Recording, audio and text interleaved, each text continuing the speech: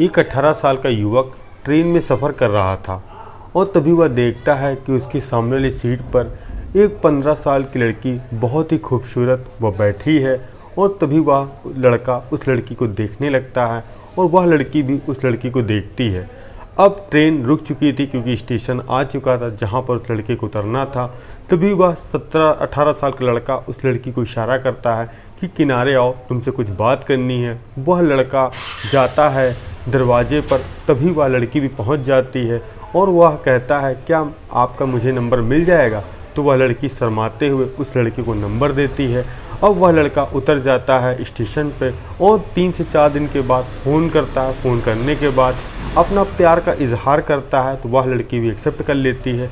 अब धीरे धीरे इन दोनों की फ़ोन पे बात होने लगती है और तभी वह लड़का कमाने के लिए पहुंच जाता है सऊदी अरब। और अभी 2 या 3 महीना पहले वह जब भारत लौट कर आया और उस लड़की से मिलने के लिए गया और तभी पता चलता है कि उस लड़के के 17 टुकड़े हो गए। जब यह बात सोशल मीडिया में फैलती है तो हर तरफ हड़कंप मच जाता है और सभी लोग सोचने पर मजबूर हो जाते हैं आखिर उस लड़के के 17 टुकड़े किसने किए, क्यों किए। और जब पुलिस ने इस पूरे घटनाक्रम का खुलासा किया तो एक ऐसा सच निकल कर सामने आया जो वाकई में हैरान परेशान कर देने वाला था। आइए जानते हैं उस 18 साल के लड़के के साथ ऐसा क्या हुआ। आप सभी दोस्तों को नमस्कार, मेरा नाम रवि है। मैं आशा उम्मीद करता हूँ आप लोग बहुत अच्छे होंगे। अगर आप हमारे चैनल पर नए हो सब्सक्राइब बेल आइकन जरूर दबाएं। ये सच्ची घटना चालू होती है छत्तीसगढ़ का ज़िला है कोरबा और उसी के अंतर्गत एक गांव आता है गोपालपुर गांव। और वो तारीख थी 10 जुलाई 2024 सुबह के करीब 8 बजे।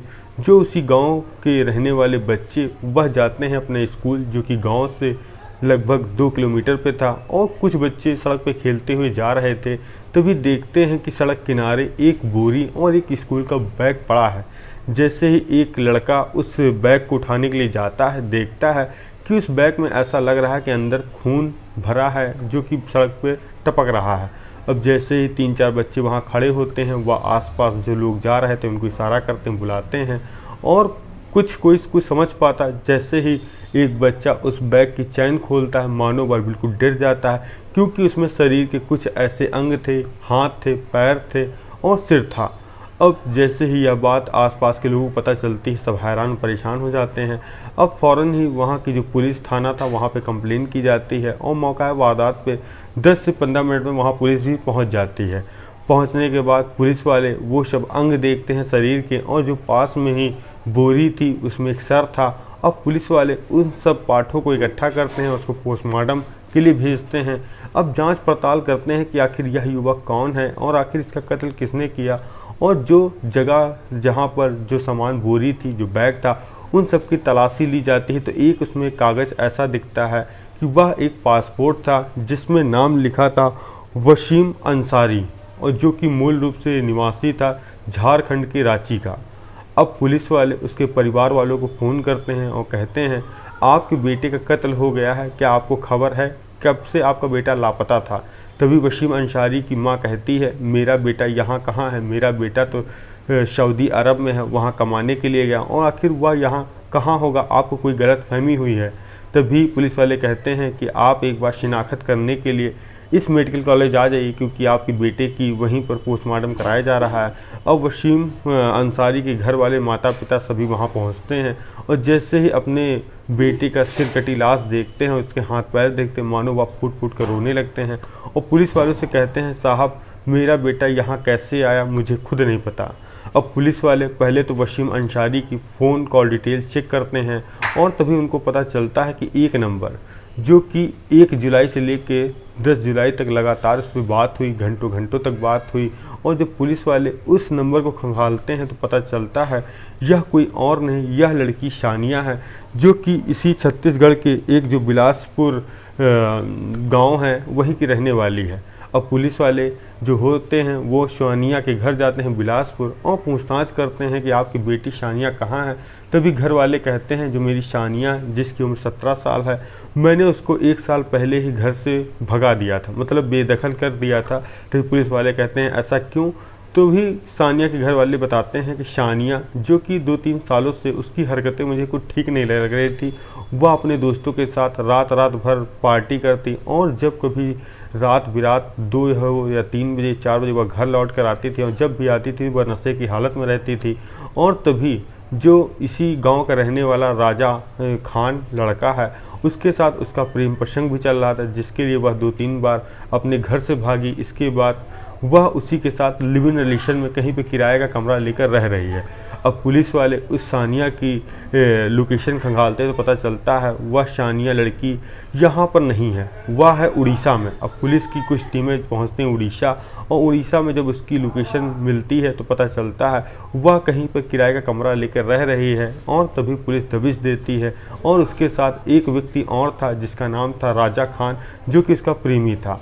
अब पुलिस वाले सानिया से कहते हैं कि तुमने अपने प्रेमी जिसका नाम है वसीम अंसारी कत्ल क्यों किया? वह कहती है मेरा प्रेमी तो राजा खान है, मैं उसको क्यों कत्ल करूंगी?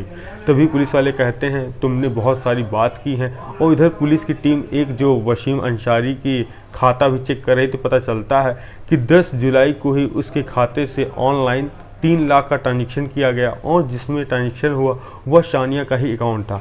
अब पुलिस को पुख्ता पता चल चुका था इस कत्ल में सानिया का ज़रूर हाथ है, और आखिर क्या मकसद है यह जानना पुलिस को बाकी था। अब पुलिस वाले सानिया और उसके राजा खान को वहां से लेकर आते हैं जो कि छत्तीसगढ़ थाने, और वहीं पर बैठाल के पूछताछ करते हैं और कहते हैं कि प्यार से बता दो कि तुमने उसको क्यों मारा, नहीं तो हम लोग अगर अपने पे आ जाएंगे तुम अपना जुर्म कबूल दोगी। तभी सानिया फिर एक ऐसा सच बताती है जिसको सुनने के बाद पुलिस वाले भी हैरान और परेशान थे। तभी सानिया कहती है 2021 का वक्त था, मैं अपने रिलेटिव के वहाँ ट्रेन से सफ़र कर रही थी और उसी ट्रेन में बैठा था जिसका नाम था वसीम अंसारी। हम लोग आपस में एक दूसरे को देखते हैं। अब वसीम का स्टेशन आने वाला था, तभी वह मुझको इशारा देता है कि दरवाजे के पास आओ, और हम फिर वहीं उससे जाते हैं तो वह अपना नंबर देता है। नंबर देने के साथ साथ फिर दोनों में ज़्यादातर बात होने लगती है। बात होते होते 5 महीने बाद जो वसीम अंसारी था वह काम के सिलसिले में सऊदी अरब चला जाता है, और जब कभी समय मिलता था तो वह मुझसे बात भी करता था, और मुझे अगर कोई पैसों की ज़रूरत होती थी, मोबाइल का रिचार्ज कराना, यहाँ तक कि कपड़े लेने के लिए, वसीम अंसारी मुझे 10,000, 15,000, 20,000 रुपये तक भी देता था। जिसके बाद अब मुझे यहाँ लग रहा था कि बॉयफ्रेंड की कमी मुझे यहाँ महसूस हो रही थी। तभी मेरे ही गांव में रहने वाले राजा खान से मेरा प्रेम प्रसंग हो गया और हम दोनों में आपसी संबंध बन गए। और तभी मेरे घर वालों को यह खबर लग गई कि मैं राजा से प्रेम करती हूँ, तो उन लोगों ने ऐतराज़ जताया और जिसके बाद कहा कि आज के बाद तुम राजा से नहीं मिलोगी। तभी मैंने घर वालों से बगावत कर ली और मैं उसी के साथ लिविंग में रहने लगी। अब राजा कोई काम धंधा करता नहीं था, और जब कभी मुझे पैसे की ज़रूरत होती तो मैं वसीम अंसारी से पैसे मांगती थी। तभी राजा ने कहा कि तुम मुझसे प्यार करती हो या वसीम अंसारी से प्यार करती हो? तभी सानिया ने कहा कि अगर मैं तुमसे प्यार करती तो हूँ, मगर तुम्हारे पास पैसे नहीं हैं, वसीम अंसारी के पास पैसे हैं। तभी राजा खान ने कहा क्यों ना वो सऊदी अरब में है, कम से कम 10-15 लाख रुपये इसके अकाउंट में है, उसको क्यों ना तुम यहीं बुला लो और उसको मार दो, उसके अकाउंट का पूरा पैसा निकाल दो, जिसके बाद हम लोग कहीं भाग चलेंगे और शादी कर लेंगे और हम लोगों को कहीं काम करने की ज़रूरत भी नहीं पड़ेगी। सानिया को भी वह प्लान पसंद आता है। तभी वह फ़ोन करती है जो कि जुलाई के फर्स्ट में, कहती है 3 दिन के बाद तुम मुझसे मिलने चले आना यहाँ पे इंडिया में, और हम लोग फिर साथ में रहेंगे और साथ ही में शादी कर लेंगे। अब जो था वसीम अंसारी वह 5 जुलाई को बैठता है सऊदी अरब से दिल्ली आता है, दिल्ली से जाता है फिर अपने ज़िले जो कि झारखंड से रांची, और तभी उसके प्रेमिका का फिर फ़ोन आता है कि अब तुम अपने घर मत जाना, किसी को कुछ बताना मत, क्योंकि अब हम लोग साथ रहेंगे, अगर तुम घर चले गए तो घर वाले तुमको ढूंढेंगे, तलाशेंगे और क्या पता तुम मुझसे दूर चले जाओ। तभी वसीम अंसारी वैसा करता है, वह अपने घर नहीं जाता है, रांची से ही वापस लौटता है बिलासपुर के लिए, और बिलासपुर जैसे ही स्टेशन पहुंचता है वैसे उसकी सानिया और राजा उसको लेने के लिए आते हैं बोलेरो कार से, और तभी उसका सामान सारा उतारते हैं, गाड़ी में रखते हैं। गाड़ी में रखने के साथ साथ जहां पर सानिया रहती थी अपने प्रेमी राजा के साथ, तभी वह उसी कमरे में चला जाता है, और जब वसीम पूछता है यह कौन है, तो भी सानिया कहती यह मेरा बहुत दोस्त है और मेरी सहायता करता है, और क्योंकि घर वालों ने मुझे निकाल दिया मैं इसी के साथ रहती हूँ और साथ में जॉब करती हूँ, यह मेरा रूम पार्टनर दोस्त है। अब जो वसीम अंसारी उसको कहीं ना कहीं शक लग रहा था, तभी सानिया कहती है चलो कोई बात नहीं, राजा गया है कोई काम से बाज़ार के लिए, क्यों ना हम लोग साथ में बैठे चल के, बहुत दिन हो गया है साथ में मिले भी नहीं, आज पहली बार साथ में मिल रहे हैं, कम से कम कुछ बेड पर बात करते हैं चल के।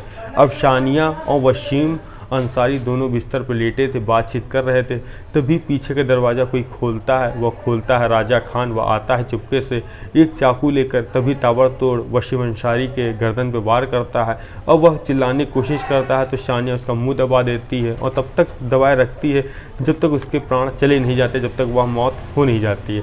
उसके बाद वो दोनों, जो शानिया थी, क्योंकि वह पासवर्ड वगैरह सब वसीम को जानती थी, तभी उसका फ़ोन लेती है, उसके अकाउंट से 3,20,000 रुपये अपने मोबाइल में ट्रांसफ़र करती है और जाती है मार्केट में, कुछ आरी लेकर आती, कुछ बोरी लेकर आती है। अब उसको ये था कि वसीम की लाश को टुकड़ों में काट कर एक कहीं जगह फेंक दिया जाएगा, जिसके बाद किसी को कुछ पता भी नहीं चलेगा और परिवार वाले सोचेंगे कि मेरा बेटा सऊदी में है, सऊदी में ही उसके साथ कुछ ऐसा हुआ कि कोई पता नहीं लग पा रहा है। अब वह प्लान के मुताबिक रात के 10 बज रहे थे 10 तारीख को, एक बोरी लाते हैं, उसके लाश के 17 टुकड़े किए जाते हैं और कुछ बोरी के भर के, और वहीं पे एक डैम था जो कि बहुत बड़ा डैम था, वहाँ पर फेंक दिया जाता है। और कुछ और बोरी और उसके पार्ट्स लेके जा रहे थे बॉडी के, तभी पता चलता है पुलिस की गाड़ी आ रही है और तभी वो लोग रास्ते में छोड़ के उसको भाग जाते हैं। भागने के बाद जब दूसरे दिन बच्चे स्कूल के देखते हैं तो उनको लगता है कि एक लाश है।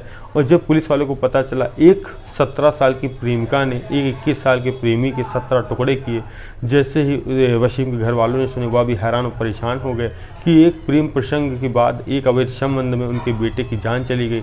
आखिर इसमें प्रेमिका और उसके प्रेमी को क्या सज़ा मिलनी चाहिए, आप कमेंट बॉक्स में ज़रूर बताएं। हम मिलते हैं नई कहानी नई शुरुआत के साथ। जय हिंद, जय भारत।